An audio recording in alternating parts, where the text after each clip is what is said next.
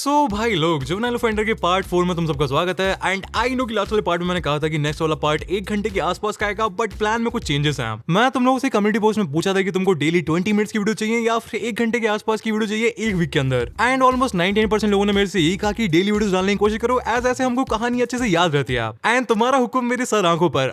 हिंदी तो क्रेजी होती जा रही है भाई मेरी। सो आपसे मैं डेली वीडियोस डालने की कोशिश करूंगा। एक दिन पर तो कंफर्म जुवेनाइल ऑफेंडर की वीडियो आया करेगी एंड नेक्स्ट दिन पर मेरी दूसरी सीरीज की वीडियोस आया करेंगी। अगर तुमको पता है तो मैंने एक नई सीरीज स्टार्ट किया जो कि बहुत ही ज्यादा क्रेजी है। उस वाली मानव में हमारे मेन कैरेक्टर को जबरदस्ती क्यूट भूतनियों को डेट करना पड़ता है एंड ऑल्सो उसको उन भूतनियों के किलर्स को भी सजा दिलवानी है। इस वाली वीडियो के बाद तुम वाली वीडियो देख लेना, तुम्हें डेफिनेटली बहुत ज्यादा मजा आएगा। एनीवे, जुवेनाइल ऑफेंडर के लास्ट वाले पार्ट में देखा था कि कैसे योंगबम, उसके पापा एंड उस जज ने मिलकर नूना को मेंटली इतना ज्यादा तोड़ दिया था कि उसने एक ऐसा स्टेप उठा लिया था जो कि किसी को कभी भी उठाना नहीं चाहिए। एंड फिर यूनसेओंग ने योंगबम को गीला कर करके उसकी जो धुलाई करी थी वो देखने में हमको बहुत ही ज्यादा मजा आ गया था। एंड लास्ट वाले एपिसोड के एंड में हमने देखा था कि योंगबम की मनुज गाड़ी के ब्रेक्स फेल हो गए थे एंड उसने अपनी गाड़ी एक खाई में कुदा दी थी। सो यही सब बात है लास्ट वाले एपिसोड में। एंड अब स्टार्ट करते हैं जुवेनाइल ऑफेंडर का एपिसोड 4। इस वाले एपिसोड की स्टार्टिंग होती है हरामी योंगबम के पेरेंट्स से जिनके तोते उड़ रखे हैं। एज इनके सामने मेरी एना खड़ी हुई है एंड जितने भी लौंडे कमेंट्स में लिखने लग रहे थे कि एना तेरी कैसे है भाई, एना तो मेरी है, तुम लोगों को अभी मेरी पहुंच के बारे में पता नहीं है। कल को अगर तुम्हारे घर के सामने चार्जर्ड, जिराय सिंसे या गोकू वगैरह आ जाए तो मेरा नाम मत लेना फिर। एनीवेज, एना योंगबम के पेरेंट्स का बहुत ही ज्यादा गंदा गेम बजाने वाली है। बट उससे पहले मेरे पास तुम्हारे लिए एक गुड न्यूज है एंड एक बैड न्यूज। पहले बैड न्यूज से स्टार्ट करते हैं। योंगबम हरामी अभी भी जिंदा है एज उसकी गाड़ी बहुत ही ज्यादा ड्यूरेबल थी। मर्सिडीज वालों के स्टॉक्स तो बढ़ने वाले हैं इसके बाद भाई। एनीवेज, गुड न्यूज ये है कि योंगबम की हालत देखने के बाद तुम लोगों को बहुत ज्यादा मजा आने वाला है। सो एना योंगबम के पेरेंट्स को एक पेपर पकड़ाती है एंड उनसे कहती है कि आपके प्यारे बेटे ने बहुत ही ज्यादा बड़े बड़े कांड कर रखे हैं। लोगों के फेक आइडेंटिटी प्रूफ बनवाना, बिना लाइसेंस के गाड़ी चलाना, मारपीट, लड़कियों के कमरे में स्पाई कैमरास लगवाना, उनको ब्लैकमेल करना एंड फिर उनका फायदा उठाना। आपके सपूत ने ये सारे काम कर रखे हैं एंड मेरे पास इस सब के प्रूफ्स हैं। एना की बातों को सुन के योंगबम की मम्मी को चक्कर ही आ जाते हैं। देखिए अंकल आंटी, अगर ये चीजें बाहर आ गई तो ये आपके लिए तो बुरा हो गई, बट ये आपके पापा के हॉस्पिटल की रेपुटेशन के लिए भी बहुत बुरा होगा। कोई क्रिमिनल्स के हॉस्पिटल में अपना इलाज करवाना क्यों चाहेगा? एंड आप लोग ना सच में बहुत ज्यादा लकी हो कि मेल वॉशरूम में कैमरा लगाने के लिए आपके लाडले को बस स्कूल से रेस्टिकेट किया गया है, वरना आपको कोरिया का लॉ तो पता ही है। अगर ये बात स्कूल के बाहर गई तो कौन जेल जाएगा, किसके हॉस्पिटल पर ताला लगेगा, ये किसी को क्या पता। एना की प्यारी प्यारी धमकियों से योंगबम के पापा की फट तो गई है, बट वो भी एंड्रयू तोते के फैन है। बाहर से उनको सिग्मा मेल भी तो बनना है। योंगबम के पापा कहते हैं तुम मेरे को धमकी दे रही हो क्या? तुमको पता नहीं कि मेरी पहुंच कहां तक है? कल को तुम्हारे घर के सामने 4000।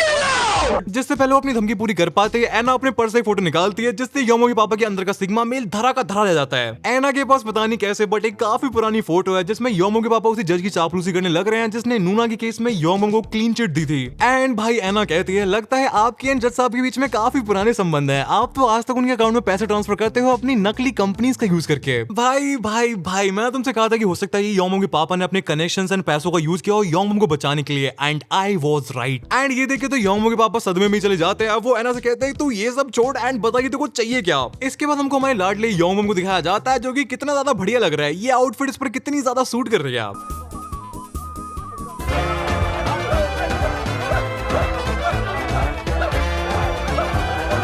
योंगबम के मम्मी पापा भी इसी वाले वार्ड में खड़े हैं एंड एक डॉक्टर उनसे कहता है आई एम सॉरी बट आपके बेटे की स्पाइन बहुत ही ज्यादा गंदे लेवल पर डैमेज हो चुकी है। वो एक्सीडेंट बहुत ही ज्यादा खतरनाक था। योंगबम जिंदा है, यही अपने आप में एक बहुत बड़ा मिरेकल है, but again I am sorry, Yongbam दोबारा कभी भी नॉर्मल नहीं हो पाएगा। हमको हमारे पोकेमोन को पास से दिखाया जाता है एंड ये अपने दिमाग में सोच रहा है मेरे पैर काम नहीं कर रहे हैं, क्या मैं दोबारा कभी चल नहीं पाऊंगा? योंगबम के मम्मी पापा उसे देखने लग रहे हैं, तभी योंगबम चिल्लाता है निकल जाओ यहाँ से, मैंने कहा निकल जाओ। योंगबम पागल होने लगता है, वो अपनी ड्रिप वगैरह निकाल के फेंक देता है जिससे उसके हाथ से खून आने लग जाता है एंड वो बार बार यही चिल्ला रहा है कि मेरे को अकेले रहना है। तभी योंगबम के पेरेंट्स के पीछे दो हट्टे कट्टे लौंडे आ जाते हैं। मिस्टर योंगबम जो आप हमारे साथ चलिए, मैं आपको चॉकलेट खिलाता हूँ।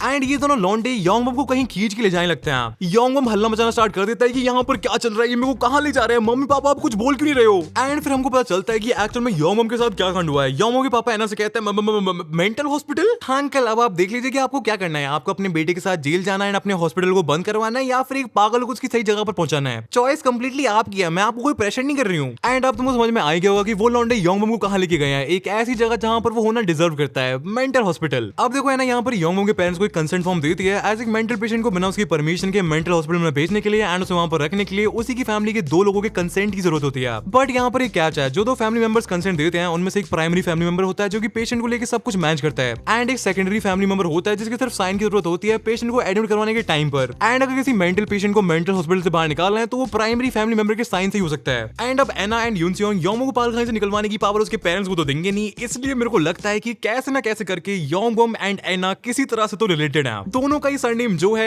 एना जो एंड योंगबम जो। एंड ये चीज मैंने पहले भी नोटिस की थी, बट इस वाले लॉजिक के हिसाब से जेम्स ली टॉम ली की बुआ का लड़का होता है, इसलिए मैं तुम्हें पहले बताया नहीं था। बट अब मेरे को सच में लगता है कि एना एंड योंगबम कैसे ना कैसे करके तो रिलेटेड है एंड हमको आगे पता चली जाएगा कि मेरी थ्योरी सही है या फिर मैं कुछ ज्यादा दिमाग लगा रहा हूँ। एनीवेज एना यूनसियोंग को मैसेज करके बता देती है कि योंगबम के पेरेंट्स उसको मेंटल हॉस्पिटल में भर्ती करवाने के लिए मान गए हैं। एंड इसी के साथ मनूस योंगबम का चैप्टर यहीं पर खत्म होता है। जो उसने नूना के साथ किया था वही सेम चीज उसके साथ भी हो चुकी है, अब वो भी अपनी पूरी जिंदगी व्हीलचेयर पर ही बिताने वाला है। नेक्स्ट सीन में हमको हमारे लॉन्डे को दिखाया जाता है जो कि अपना हेलमेट लगा लेता है एज अब टाइम आ चुका है अगले शिकार का। एंड ये चीज यूनसियोंग आगे खुद बोलेगा, बट मैं अभी बता देता हूँ कि ये जो यूनसियोंग का नेक्स्ट वाला बुली है इसके सामने सांगचोल एंड इवन योंगबम भी कुछ भी नहीं है। योंगबम जिसकी वजह से यूनसियोंग की बहन की जान गई, ये नेक्स्ट वाला बुली उससे भी बड़ा वाला कुत्ता है। एनीवेज हमको एक स्टूडियो दिखाया जाता है जहां पर किसी तरह की शूटिंग चल रही है एंड एक प्रॉपर सेट लग रखा है। बेसिकली किसी फेमस बंदे का इंटरव्यू चल रहा है एंड जिस बंदे का इंटरव्यू चल रहा है वो कहता है, हेलो एवरीवन, आप सबका सेलिब्रिटी लाइव में स्वागत है, मेरे को आप सबसे बात करके बहुत ही ज्यादा खुशी हो रही है। तभी जो इंटरव्यू लेने वाला बंदा है वो कहता है,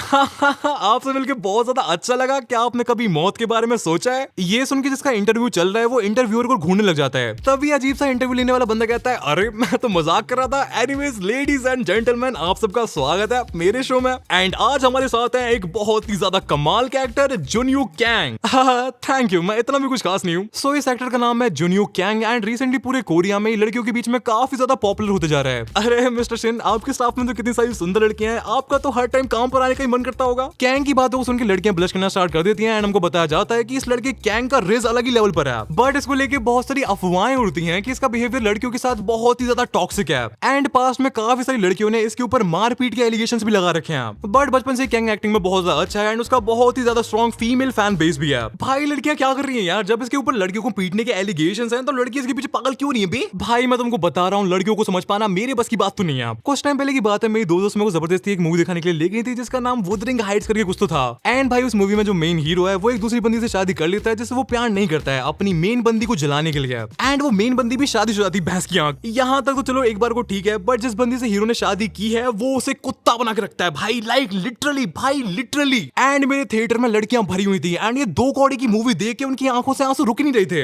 एंड भाई इन लड़कियों ने एनिमल के टाइम पर कितना ज्यादा रोना किया था, मैं उसे भी सपोर्ट नहीं कर रहा हूँ, बट हिपोक्रेसी की भी सीमा होती है लाडले। एनीवेज कहानी पर वापस आते हैं। हमारा जो इंटरव्यूअर है शिन, वो सेलिब्रिटी भाई सबसे पूछता है कि तुम्हारी स्कूल लाइफ कैसी थी। एंड ये सवाल सुनते ही कैंग के होश उड़ जाते हैं। वो कहता है स्कूल लाइफ, हाँ वेल तुम अपनी स्कूल लाइफ के बारे में क्यों नहीं बताते हो? हाँ तुम भी तो बहुत यंग एज से आइडल बन गए थे, तुम भी तो बहुत टाइम से इस बिजनेस में हो, तो तुमको भी इस क्वेश्चन का आंसर देना चाहिए।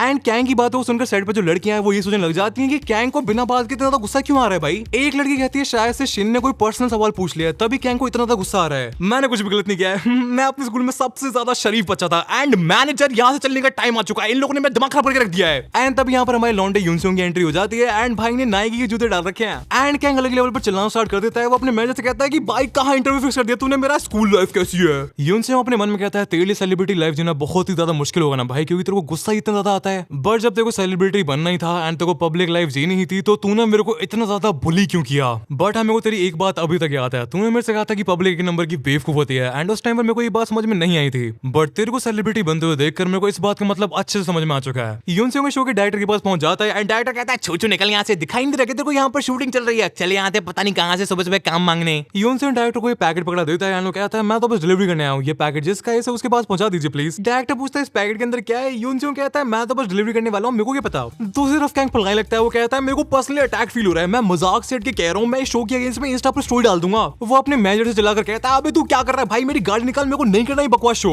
तभी डायरेक्टर वहां पर आके कहता है किसी फैन की तरफ से एक लेटर आया है, क्या आप इसको चेक करना चाहोगे? यूनसियोंग वहां से निकल जाता है एंड हमको फिर से उसका तीसरा टैटू दिखाया जाता है जिसका मतलब आई गेस कुछ तो स्पिरिचुअल है। एंड भाई तुम लोग कमेंट्स में गैस करने की कोशिश करना, देखते हैं बिना स्टोरी को आगे जाने कोई गैस कर पाता है या फिर नहीं। कैंग कहता है किसी फैन का लेटर है, भाई मेरे फैंस ही इतने यार क्या करूं मैं, मेरे फैंस बहुत ही ज्यादा क्रेजी हैं, पक्का किसी न किसी लड़की का लेटर होगा। डायरेक्टर कहता है नहीं ये लेटर आपके लिए नहीं है मिस्टर कैंग, ये लेटर मिस्टर शिन के लिए है। लेटर मेरे लिए? ये काफी ज्यादा एम्बैरेसिंग है। शिन के सेट वाले बंदे उसको टीज करना स्टार्ट कर देते हैं कि भाई अब तो लड़कियों के लेटर आ रहे हैं। एंड ये लोग शो की फिल्मिंग जो कि ऑलरेडी कैंग की वजह से रुकी पड़ी थी उसे 10 मिनट के लिए और बंद कर देते हैं ताकि शिन आराम से अपना लेटर पढ़ पाए। कैंग कहता है ओहो रिपोर्टर शिन को डायरेक्ट सेट पर डेफिनेटली कुछ तो स्पेशली भेजा होगा आपके फैन ने। शिन कहता है ना ऐसी कोई बात नहीं है। वो उस एनवेलप में से एक फोटो निकालता है जिसे देख के शिन की हवाइयां उड़ जाती हैं एंड इतने में कैंग उसके हाथ से वो फोटो छीन लेता है। ये कैसी फोटो है, ये लोग तो दिखने में गुंडे लग रहे हैं। एंड तुम इनमें से दो बंदों को तो पहचान ही गए होगे, बट ये तीसरा बंदा कोई और नहीं बल्कि रिपोर्टर शिन ही है। कैंग भी फोटो को थोड़ा ध्यान से देखता है एंड उसको भी ये बात समझ में आ जाती है, बट तभी शिन उसकी गुद्दी पकड़ लेता है एंड कहता है मेरी बात ध्यान से सुन ले बे पिल्ले,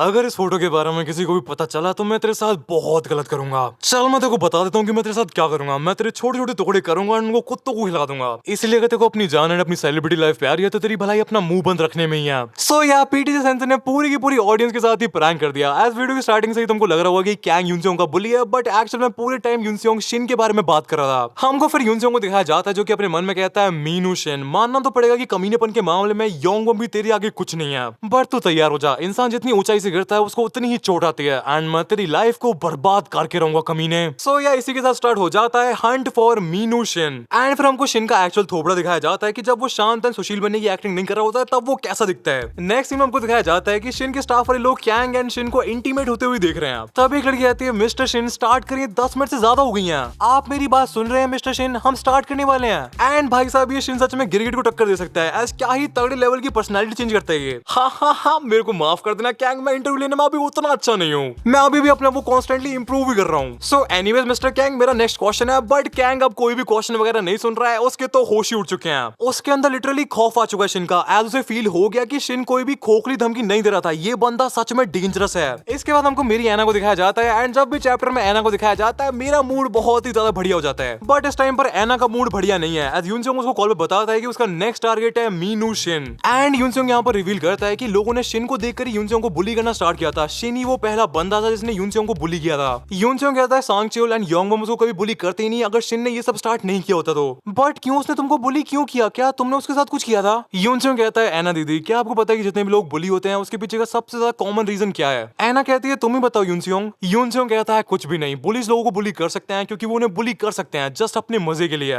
मेरे को बुली करने का किसी के पास कोई भी रीजन नहीं था, मैंने कभी भी किसी का कुछ भी नहीं बिगाड़ा, मेरे को बिना बात की ही बुली किया गया था। इसके बाद हमको एक फ्लैशबैक दिखाया जाएगा कि शिन एक्चुअल में कितना बड़ा कमीना है एंड कैसे उसी ने डोमिनो इफेक्ट स्टार्ट करके यूनसेओंग की लाइफ को बर्बाद करके रख दिया। देखो ये जो बुली वाला सीन है ना, लोग इसको बहुत ही ज्यादा हल्के में लेते हैं, बट ये हल्के में लेने वाली चीज है नहीं है। एज बचपन में तुम्हारे साथ जो कुछ भी होता है वो तुम्हारी पर्सनैलिटी को शेप करता है। अगर बचपन में किसी को ट्रॉमा मिल जाता है तो उसे बाहर आ पाना बहुत ही ज्यादा मुश्किल होता है। हमको 4 साल पहले का सीन दिखाया जाता है एंड यूनसेओंग पहली बार एलिमेंट्री स्कूल से मिडिल स्कूल में जा रहा है। बेसिकली सांगयोन मिडिल स्कूल में उसका पहला दिन है। यूनसेओंग जब स्कूल में एंटर करने वाला ही था तभी उसके साइड में से शिन निकलता है जिससे यूनसेओंग पहचान लेता है। एज यूनसेओंग एंड शिन ने एक ही एलिमेंट्री स्कूल से पढ़ाई की थी। शिन कभी भी यूनसेओंग की क्लास में नहीं था, बट यूनसेओंग ने उसके बारे में बातें सुनी है कि वो बहुत ही ज्यादा उल्टे दिमाग का बंदा है। यूनसेओंग कहता है शिन भी इसी मिडिल स्कूल में कहीं मेरी क्लास में तो नहीं है। एनीवेज वॉशरूम कहाँ है, मेरे को बहुत जोर की लग रही है। यूनसेओंग अपने नए स्कूल के अंदर एंटर करता है एंड वो अपना बैग रख के सीधा वॉशरूम की तरफ भागता है। कुछ टाइम ढूंढने के बाद उसको वॉशरूम मिल जाता है, बट जैसे ही वॉशरूम के अंदर एंटर करता है उसको वॉशरूम के अंदर कुछ बदमाश टाइप के बच्चे सुट्टा फूकते हुए दिखते हैं। नॉर्मल कंडीशन में यूनसेओंग वैसे लॉन्डो के पास जाता भी नहीं, बट उसको बहुत जोर का प्रेशर बन रखा था।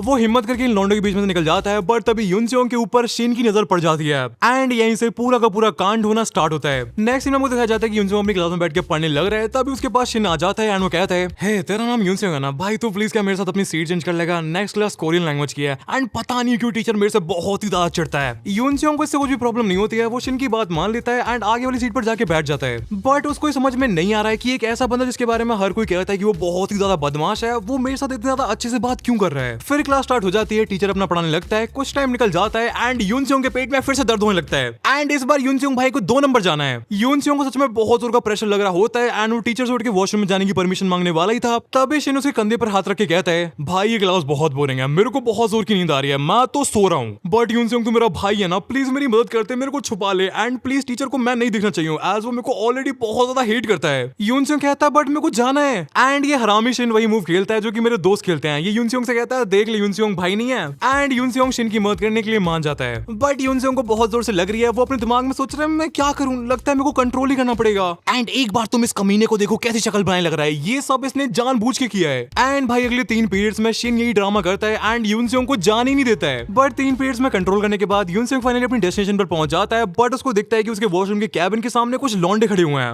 एंड ये लोग अपना हाथ ऊपर करके यूनसेओंग की फोटोज खींचना स्टार्ट कर देते हैं। भाई मेरे को ये समझ में नहीं आ रहा है कि चलो मान ले कि तुम बुली हो, पर तुम किसी लौंडे की ऐसी फोटोज अपने फोन में कैसे रख सकते हो सालो, ये मेरी अंडरस्टैंडिंग के बाहर है। एंड भाई इन लौंडों को यहाँ पर शिन ने ही भेजा है एंड इस टाइम पर शिन के साथ में जीहुन खड़ा हुआ है। अगर तुमको याद नहीं है तो ये वही बंदा है जिसको फर्स्ट एपिसोड में यून सेओंग ने किस्सी दे दी थी। जीहुन कहता है यहाँ पर चल क्या रहा है एंड ये शिन कुत्ता कहता है मैंने हमारी क्लास का पहला बकरा ढूंढ लिया है। जीहुन तो ये जानना चाहेगा कि मैंने इस यून सेओंग को ही चूज क्यों किया है। जीहुन कहता है हाँ भाई बता। एंड शिन अपनी बहुत ही ज्यादा मेनेसिंग स्माइल देते हुए कहता है इसके पीछे कोई भी रीजन नहीं है, इसको देख के मेरे को समझ में आ गया था कि ये एक नंबर का चिलुआ है। इसको ध्यान से देख कितना ज्यादा रोतुड़ सा हो गया भाई, सच बताऊं ये एक्सप्रेशन देख के मेरे को तो ऑर्गेज़म ही आ जाता है। एनीवेज जीहुन मेरे पास तेरे लिए एक काम है, तू जाके इसकी ले ले। जीहुन कहता है क्या बकवास कर रहा है भाई। अब मेरा मतलब है तू जाके इससे जितने मजे ले सकता है उतने मजे ले ले, ये तेरे से कुछ भी नहीं गएगा। एंड भाई जीहुन तेरी सोच सच में कितनी ज्यादा गंदी है यार, क्या सोच रहा था तू। जीहुन को भी समझ में आ जाता है कि ये शिन कोई नॉर्मल बंदा नहीं है, ये दिमाग से खिसका हुआ है। एनीवे शिन यहाँ से चला जाता है सांगचूल से मिलने एंड वो लॉन्डे वॉशरूम में यून सेओंग को बुली करना स्टार्ट कर देते हैं। हमको यून सेओंग के थ्रू पता चलता है कि इसी दिन के बाद से उसकी जिंदगी कंप्लीटली नरक बन गई थी, जिस नरक का दरवाजा शिन ने ही खोला था। प्रेजेंट टाइम में हमको शिन को दिखाया जाता है जो कि अपनी गाड़ी में बैठ के कहीं जा रहे हैं एंड इस टाइम पर ये उस फोटो वाले इंसिडेंट की वजह से काफी ज्यादा गुस्से में है। वो अपने सारे कॉन्टैक्ट्स का यूज करके पता लगाने की कोशिश कर रहा है कि ये पिक्चर सेट पर किसने भेजी थी। शिन योंगबम को भी कॉल लगाने का ट्राई करता है बट पागल लोगों को फोन छोड़ दिया जाता है। जो बंदा शिन की गाड़ी चला रहा है वो कहता है तेरे को अब तक पता नहीं चला, कमाल है यार। क्या कमाल है भाई, तुम किसी काम के हो, तुम में से किसी ने उसका चेहरा नहीं देखा।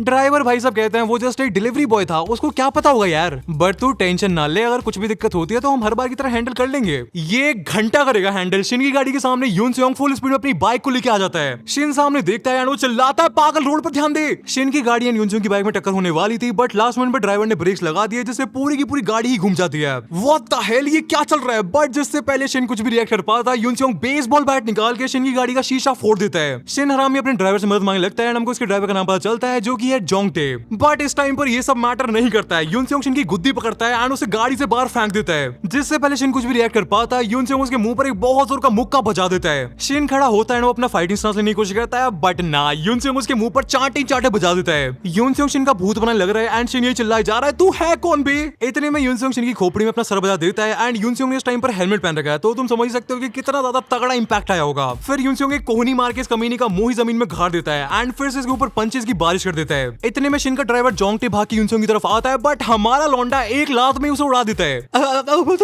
तू कौन है बे। यून सेओंग भाई बातचीत के मूड में बिल्कुल नहीं है, वो उसके मुंह पर घुटना दे मारता है जिससे शिन रोड पर ही फ्लैट होकर लेट जाता है। एंड शिन की कुत्तों की तरह सुताई करने के बाद यून सेओंग अपनी बाइक निकालता है एंड वहां से निकल जाता है। जोंगटा की शिन की हालत चेक करता है एंड भाई मुंह पर घुटना खाने की वजह से शिन की नाक से ब्लड आना स्टार्ट हो चुका है। भाई योंगबम की कुटाई देखने के लिए हमें कितना ज्यादा वेट करना पड़ा बट इस वाले आर्क की स्टार्टिंग में यून सेओंग ने शिन का कुत्ता बना के रख दिया। भाई मजा आ गया भाई। बट ये सब तो कुछ भी नहीं है, मेनली यून सेओंग को इसकी लाइफ बर्बाद करनी है। जो एक कमीना सेलिब्रिटी बनता घूमता है यून सेओंग को वो चीज खत्म करनी है। एनीवेज यून सेओंग को वहां से जाते हुए देखकर शिन चिल्लाता है अगली बार तो मेरे को जहां मिल गया तेरे को जान से मार डालूंगा। नेक्स्ट सीन में हमको दिखाया जाता है कि हमारे सो कॉल्ड सेलिब्रिटी पहुंच चुके हैं हॉस्पिटल में एंड बहुत सारे मीडिया वाले भी वहां पर आ रखे हैं। वो शिन से वही टिपिकल क्वेश्चन पूछने लगते हैं कि आपके ऊपर अटैक कब हुआ, कैसे हुआ एंड क्या आपका कोई दुश्मन है। बट शिन को खुद नहीं पता कि उसके ऊपर अटैक किसने किया एंड क्यों किया। उसको लग रहा है कि हो सकता है कि वो हेलमेट वाला बंदा कोई हिटमैन हो, जैसे किसी ने पैसे वगैरह दिए हो शिन को पीटने के लिए। मीडिया वाले शिन से उल्टे सीधे सवाल पूछना स्टार्ट कर देते हैं बट तभी वहां पर एक सूट वाला बंदा आ जाता है जो कि दिखने में डेंजरस तो लग रहा है। ये सूट वाला बंदा कहता है आई एम सॉरी रिपोर्टर्स बट आपको यहाँ से जाना पड़ेगा, मेरे को शिन से अकेले में कुछ बात करनी है। एंड हमको बताया जाता है कि जिस कंपनी के अंडर शिन साइन हो रखा है वाईपी एंटरटेनमेंट, ये उसका सीईओ है एंड इन भाई साहब का नाम है वोंग डोंग यू।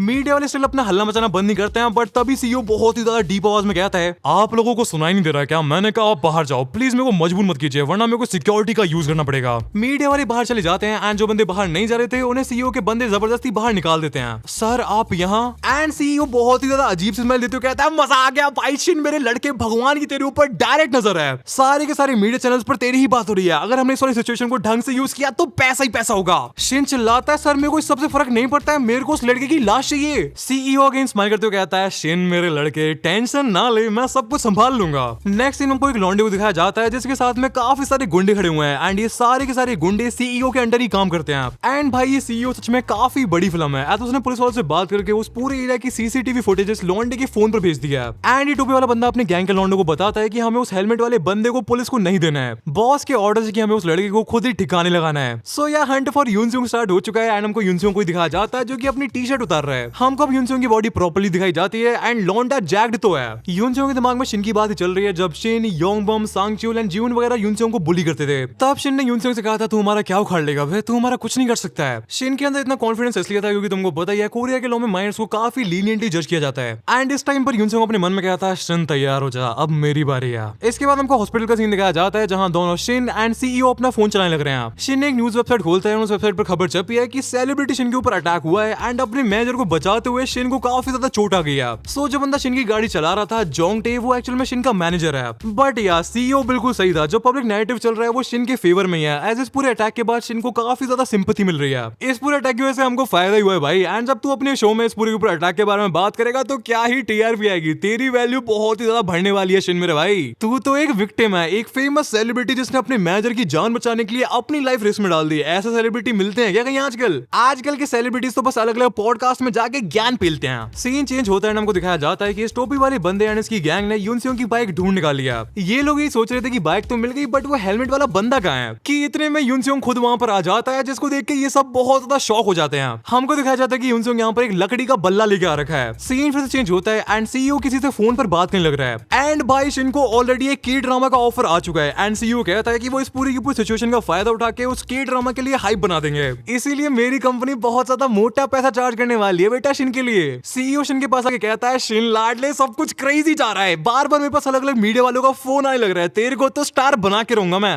एंड भाई हमको नेक्स्ट फिल्म में दिखाया जाता है कि जो बंदा यूनसियोंग को हंट करने के लिए गया था, यूनसियोंग उसके बाल पकड़ के उसे खींचते हुए हॉस्पिटल में ले आया है। सीईओ शिन से कुछ बात कर रहा था, तभी उसका ध्यान गेट की तरफ जाता है जहां पर यूनसियोंग खड़ा हुआ है सीईओ के बंदे के साथ, जिसको मार मार के यूनसियोंग ने भूत बना के रख दिया है। सीईओ चिल्लाता है अबे व्हाट द हेल, तू कौन है बे? टोपी वाला सस्ता गैंगस्टर कहता है बहुत ही वही बंदा, बहुत मारा यार, सबको मारा इसने, मार मार के सबको सजा दिया। यूनसियोंग तभी अपना हेलमेट उतारता है और उसके फोरहेड के स्कार को देखते ही शिन को समझ में आ जाता है कि ये बंदा कौन है। सीईओ यूनसियोंग की तरफ भागता है, चिल्लाता है तू कौन है, तू हमारे पीछे क्यों पड़ गया भाई? यूनसियोंग कहता है मैं तो शिन का दोस्त हूँ। सीईओ एंड यूनसियोंग की बजनी वाली थी एंड भाई मेरे को अभी भी लगता है कि सीईओ तगड़ा बंदा है। मेरे को लग रहा है कि ये फाइट करने में काफी ज्यादा अच्छा होगा, बट जिससे पहले इन दोनों की फाइट हो पाती शिन सीईओ को रोक देता है। सर एक सेकंड रुकिए, ये सच में मेरा पुराना दोस्त है, हम दोनों साथ में एक ही मिडिल स्कूल में गए थे। हमको एक पास का सीन दिखाया जाता है एंड ये हरामी सांगचोल एंड योंगम से कहता है भाई हम लोगों की नेक्स्ट क्लास स्टार्ट होने वाली है, ऐसे निकाल देंगे हम लोग अपना बचपन। सो मैं ये कह रहा हूँ कि हमारी क्लास में जो यूनसियोंग ली है उसके साथ मजे लेते हैं, हम उसके साथ वो सब कुछ करेंगे जो हम हमेशा से करना चाहते थे, कोई भी कसर नहीं छोड़नी है भाइयों। भाई बचपन तो मेमोरीज बनाने के लिए होता है एंड तुम लोग टेंशन मत लेना, कोई भी हमारा कुछ भी नहीं उगड़ पाएगा क्योंकि इन दी एंड हम है तो माइनर्स ही। प्रेजेंट टाइम में शिन कहता है सर आई थिंक हम लोगों को बात करने की जरूरत है, आप पहले गेट लगा दीजिए प्लीज। यूनसियोंग गेट लगा देता है एंड शिन कहता है अरे यूनसियोंग बहुत टाइम हो गया यार, कहाँ था तू इतने टाइम से? बट यूनसियोंग इस चिलुए की कोई भी बात नहीं सुन रहा है, उसके दिमाग में कुछ और ही चल रहा है। तू एक सेलिब्रिटी है ना, पब्लिक की तेरे ऊपर 24 घंटे नजर है तू अब कुछ भी नहीं कर सकता है। अब मेरी बारी है शिन, इस बार मैं तेरी जिंदगी को नरक से बदतर बना के रख दूंगा।